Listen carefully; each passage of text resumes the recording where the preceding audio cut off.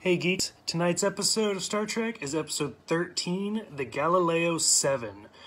Overall this episode was okay. It wasn't like amazing, but it wasn't terrible.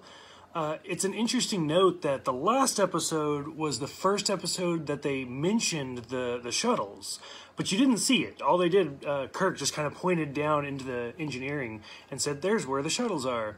Whereas in this episode, we do finally get to see the first shuttlecraft. It's the Galileo. And then we also see the Columbus later on in the episode, which is just the Galileo model again, but whatever. The whole episode features around Spock leading command, which is the first time we've seen him, like a Spock central episode.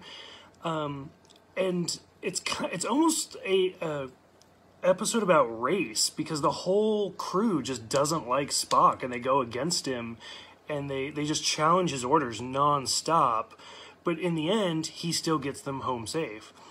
It's kind of interesting that in this episode, Spock, there's 7 crew members, and to leave orbit, they have to leave one of them behind. And McCoy says, you're willing to leave one person to save 6. And Spock goes, well, that's the logical thing to do.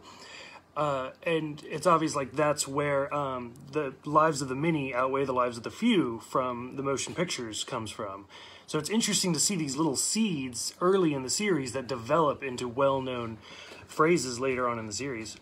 But overall, the episode is just kind of okay. It's pretty, like, predictable. The effects are good because less is more.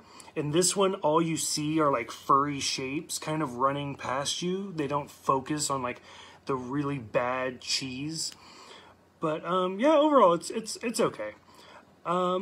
If you guys have seen it, what did you think? What do you guys think of the space shuttle? I'm really curious. I actually really like this design, and it's kind of interesting to look at this and then, like, the Delta Flyer from Voyager.